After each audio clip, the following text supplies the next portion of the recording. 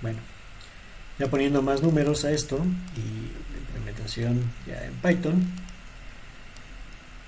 Entonces, estoy aquí cargando mis módulos de Colab y lo que estoy haciendo aquí es montando mi disco duro, bueno, mi sistema de archivos de Google Drive en el propio servidor para poder entonces tomar una señal que previamente había almacenado en mi Drive. Entonces, aquí estoy cambiándome la carpeta y lo que hago es cargar esta señal que se llama registro.npz, que contiene esa señal, tiene un registro de electrocardiografía y electroencefalografía que fueron tomados a una frecuencia de muestreo de 1000 Hz, si no mal recuerdo, y esas señales están cargadas o uno, por lo menos la parte de SG está cargada en el vector, en el primer vector de mi señal que estoy colocando por acá. Déjenme mostrarles entonces el registro. Así es como se vería o como se vio la señal que fue adquirida en el dominio continuo. Las señales que están almacenadas en un archivo en realidad son discretas y como tal, entonces no existen líneas que unan esas dos señales. Entonces la forma correcta de haber mostrado esta señal sería como una serie de puntos que tengo definidos por acá. Déjenme hacer un zoom al primer segundo de la señal para poder observar lo que está pasando. Más pequeño para poderlo ver, 0.2, serie de puntos, 0.4 a 0.6, que es donde cambia. Entonces aquí tengo toda la serie o la secuencia de puntos que fueron adquiridos para la señal. Lo que había dicho en el pizarrón hace rato es tenía mi señal continua y la cambié ahora por una señal que solamente tengo ciertos puntos cada intervalo de tiempo, cada cierto delta t que está ahí.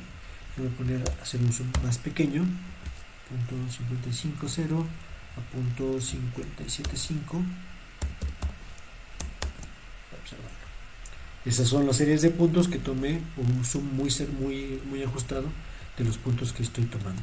Cuando yo veo la señal en un tiempo que es mucho más largo, como este, y asumo que fue una señal tomada en dominio continuo, en realidad se ve como este trazo que simula lo que pasó en realidad en el tiempo. Déjenme mostrar acá también, voy a imprimir el valor de la frecuencia de muestreo para no perderme. Ese es el valor de la frecuencia de muestreo que estoy colocando por acá. La frecuencia de muestreo es 1000, entonces el valor de 2pi, hasta el final, está ajustado al valor de 1000 Hz para conocer entonces los componentes espectrales de la señal que fue adquirida ahí. Voy a cortar entonces los primeros 1000 puntos, 3000 puntos de mi señal, 3001 puntos que son estos, y construyo a través del algoritmo de la FFT, que ya sabemos lo que hace es multiplicar mi señal por mi señal de exponenciales complejas que construyen entonces la matriz de la señal y genera o me regresa entonces el mismo número de puntos de componentes espectrales o de componentes de frecuencia que la señal original que tenía. Por eso la forma de X mayúscula es de la misma cantidad que la señal original, que son 3000 puntos de la señal que tenía definidas por acá. Y antes de esto voy a mostrar ahora, mejor comento esta parte así para no estar reescribiendo demás, y entonces muestro los valores que corresponden o la forma de la magnitud de la transformada de Fourier utilizando el algoritmo de la transformada rápida de Fourier, que como había dicho no es la transformada de Fourier, es una forma numérica de estimar la transformada de Fourier de una señal. Entonces esa forma que está ahí se ve como esta serie de puntos que tengo acá. Recordando lo que pasó en el momento del muestreo, entonces tengo una señal que tiene un cierto continuo espectral, que como podemos ver está hasta antes de los 500 muestras, no son hertz, son muestras, luego viene la parte de ceros, vuelve a levantar, replicando entonces el espectro de la señal que fue adquirida en el dominio del tiempo. Estas formas, al igual que la respuesta en frecuencia, se estila o es mejor verlas en términos de magnitud por los valores que tengo. Tengo hasta 120.000 en este lado, entonces si lo represento en términos de decibeles, 20 logaritmo base 10 de la magnitud, entonces lo puedo ver un poco más cercano, un poco más justo, o una mejor distribución de los contenidos de las frecuencias que tengo acá. Ahora lo que tengo que hacer es ajustarlo y ver nada más la mitad de esos valores que necesito para esta señal. Recordando que si tomo esta parte corresponde a la parte negativa porque se va a ir replicando en el dominio de la frecuencia, es decir, vuelve a aparecer esta forma, vuelve a aparecer esta forma por acá. Entonces, si yo calculé ya esta parte, esta misma parte que está acá, puedo tomarla y pegarla en esta primera posición de mi señal. Y eso es justamente lo que hace el módulo FFT Shift. FFT Shift lo que hace es tomar los últimos valores, la mitad de los valores, y colocarlos en la parte primera de mi señal que tengo acá. Para Python y para este algoritmo en particular es importante que el número de puntos que tenga la señal tenga un número de puntos impar para tener entonces el punto que corresponde a la frecuencia 0 centrado y que pueda hacer todo el procesamiento. Si el número de puntos que tengo de la señal es un número de puntos par, entonces el algoritmo, la implementación de NumPy no funciona para hacer estos ajustes y tengo que tomar medidas para ello. No significa que la teoría esté mal, simplemente que la implementación de Python así exige para poder tomar y para poder estimar estos valores.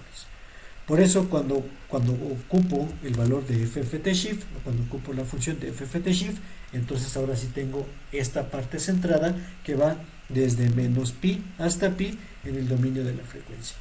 Y aquí viene la parte que habíamos ya estimado de estos conceptos. La diferencial, es decir, cada cierto valor o cada delta de frecuencia que estoy calculando para esta representación de Fourier está estimada como 2pi sobre 2 sobre el valor de n, y cada uno de los valores de frecuencia corresponde a omega, o el valor de frecuencia que estoy calculando, por la frecuencia de muestreo entre 2pi. Eso me permite ahora construir los valores del eje de las y para poder visualizar cómo se distribuyen cada uno de los componentes en sus valores de frecuencia. Entonces estimo el valor de delta omega, que corresponde a 2pi sobre n. El delta de frecuencia es la frecuencia de muestreo entre el número de puntos, que es exactamente lo mismo, y ahora ya puedo calcular los valores de la frecuencia.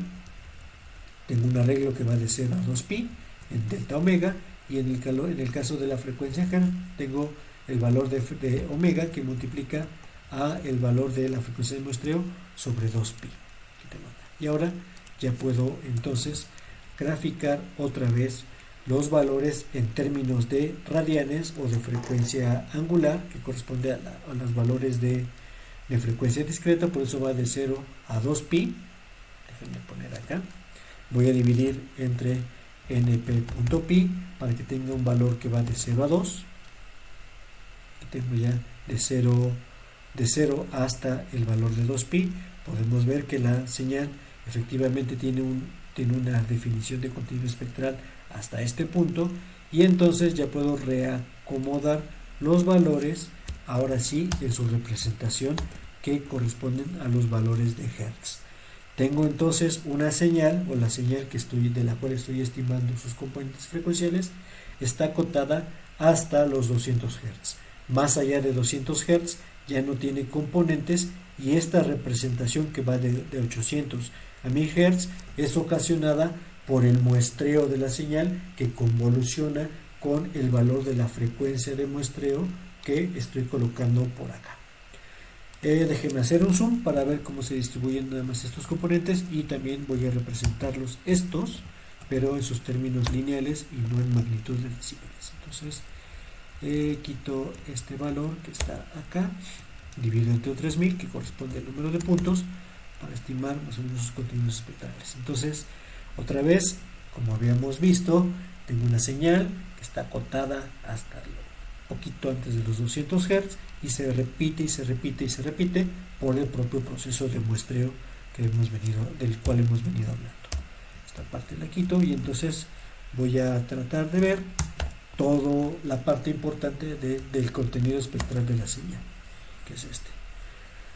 Como había dicho, entonces existen ciertos valores o hasta 125, todavía puedo ver algunos piquitos, significa que la señal en realidad está muestreada en exceso y podría haber acortado un poco la forma o la cantidad del espectro o para la frecuencia de muestreo para poderla almacenar. Usar menor frecuencia de muestreo impacta en que tengo menos número de datos, entonces tengo que operar mucho menos y es computacionalmente más eficiente, pero le pega la representación espectral que yo tengo porque voy a tener menos descripciones o una forma menos rica de representar a la señal. Déjenme ponerla otra vez estos elementos en el dominio en decibeles para poderla ver otra vez. Y entonces observo que existen estos componentes que están acá y si me centro hasta los 100 Hz para ver nada más unos cuantos componentes tengo acá, podemos ver que este pico o representaciones ya más fehacientes de lo que pasa con la señal.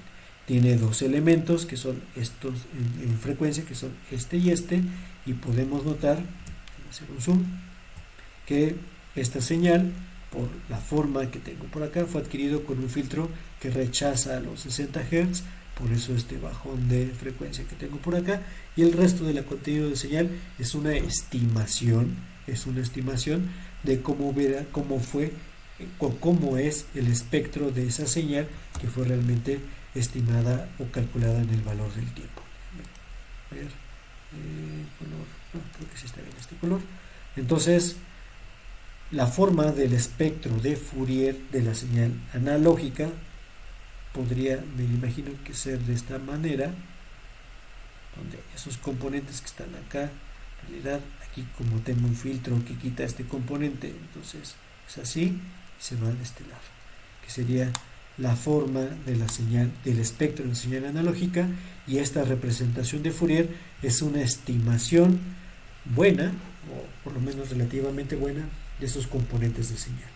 Por ello es necesario utilizar frecuencias de muestreo suficientemente amplias para poder tener buenas representaciones de los espectros, que no haya encimamiento de la señal como sucede en estos casos, y entonces la representación o la forma, el muestreo de la señal ha sido eficiente, y entonces ahora ya puedo hacer simulaciones, puedo generar el espectro, puedo analizar de mejor manera la señal que estuvo descrita en el dominio del tiempo, utilizando mis herramientas numéricas que obtengo del análisis de señales o el procesamiento de señales discretas.